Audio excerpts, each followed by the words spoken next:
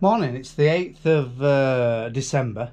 Very, very cold. I think it's about -3 out there. It started freezing about 3:30 yesterday afternoon, and it's very, very sharp this morning. But got another load of wheat going. I've had one every morning this week, and one this afternoon as well. Sold fairly well and all. A bit worried about the future price. I don't know. It just seems to be sort of dropping off. This Russian problem seems to be sorting itself out.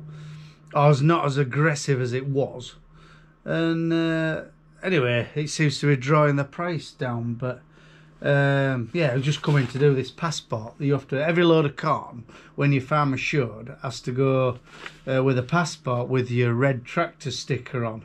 Basically traceability. I mean, there's our name and address. Wagon driver has to put whatever he's had in prior loads, how he's cleaned his trailer out, and one thing and another. Jobs for boys, really. I think. I don't know whether these are ever looked at, but no. I tell you what, I just found yesterday while digging in my office. I ain't got my glasses on, but we sometimes get. I got some fert. What year is this? This is dated 10th of June 2020. We bought some nitrogen early. Origin AN 33.5, and so that was in June 2020. Look at the price. Can you see that? I'm struggling. Is it 183? That £183 a tonne, and that was in 2020. Christ almighty, it's about 8. Is it about 650-ish, 700 now? I haven't priced any lately, but that was through like a buyer's. Well, you go on that website, you register, you aggro. We've only used it a couple of times, and they fish out a price for you. Send it.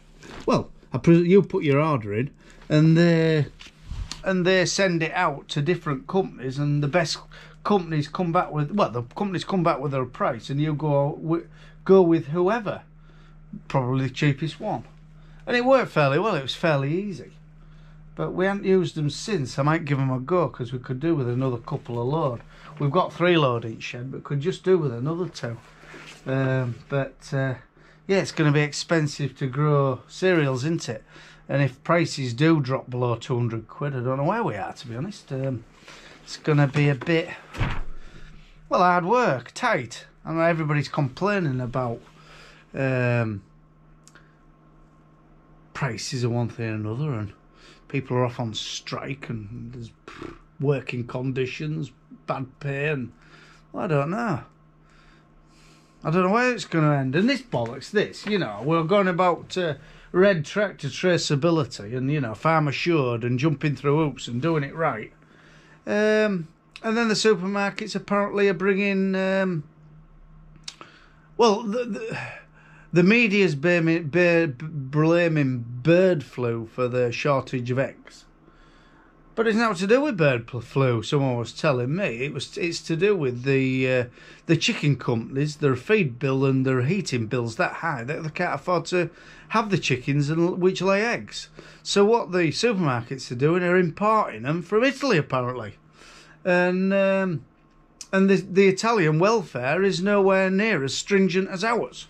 So all this bollocks is irrelevant, really. I can't wait up. And they've even advised. So I was telling me the other day, he's read in, I think it was Farmer's Guardian, that they're advising not to eat these Italian eggs, soft boiled.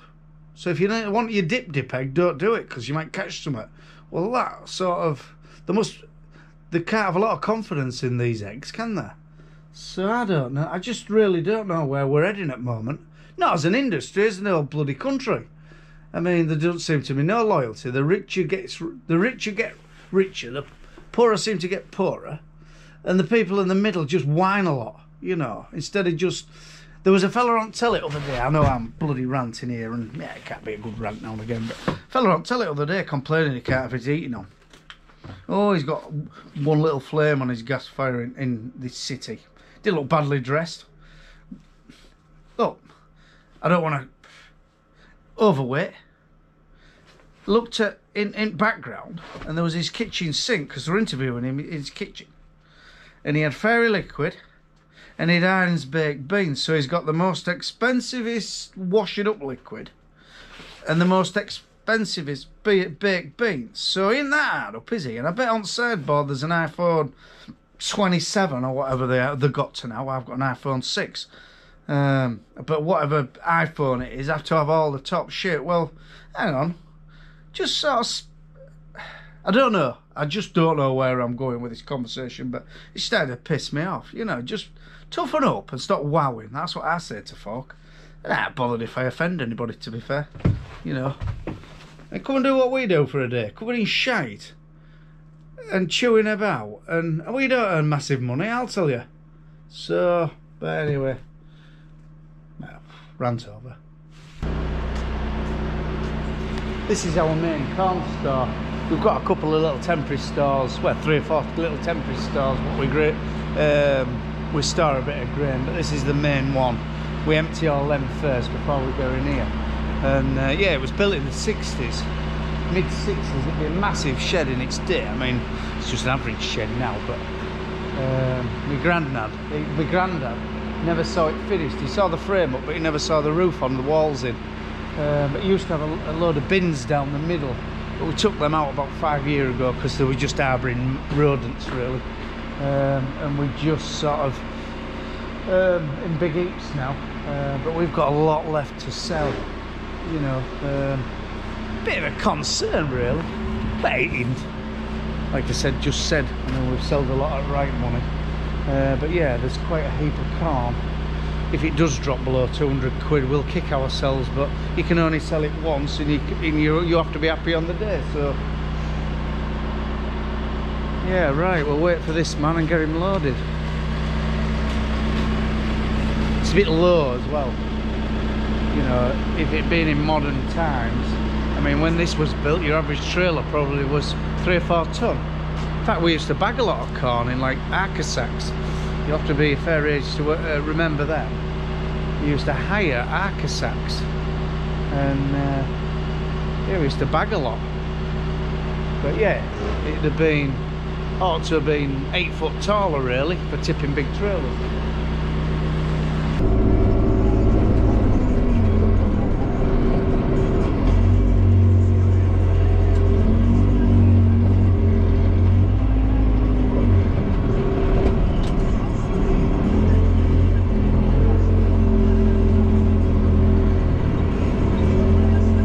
Been talking to driver, 65 plate Scania.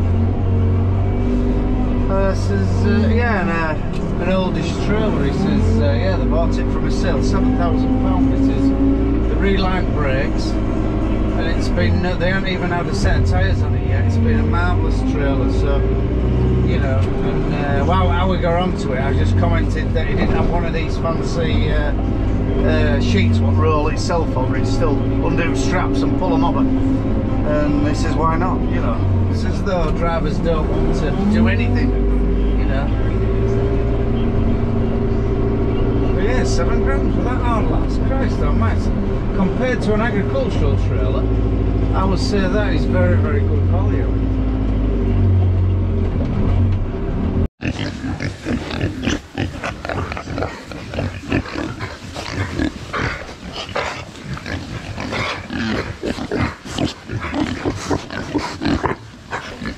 New batch of pigs in. Bit of cough among them already. No, it's very, very cold in these sheds, and they haven't got the depth of muck yet to act like a hot water bottle. But there's plenty of straw, so they're all nested in. In fact, if you come in here probably 6 or 7 o'clock last night, you probably won't see many pigs. They'll all be sort of in little nests under straw, like that. So look, there's pigs in among that. There's one under there. Look. Hey up, come on. Wakey wakey. So, yeah.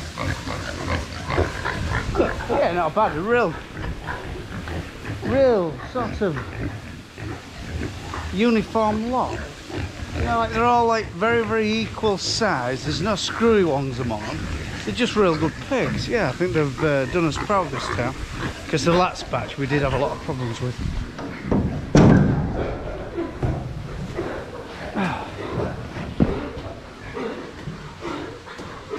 Luckily we ain't got no water frozen up, but we've spent a lot of time this week sort of putting carpet around the pipes, because I don't know, I'm expecting quite a hard winter.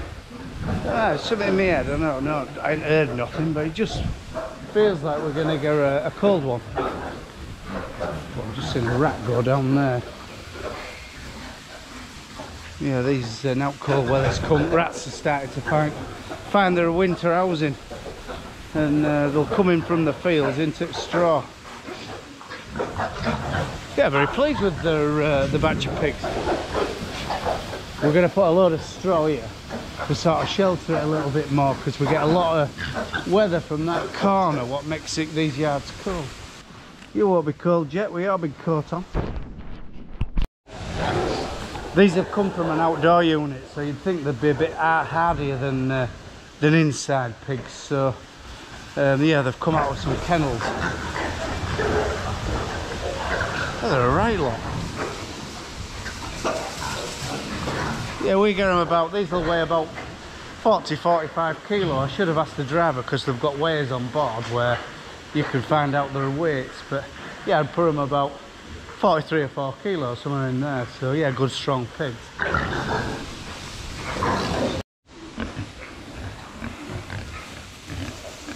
These are the two last of the old feeders what we started with originally, and they're about knackered, to be honest.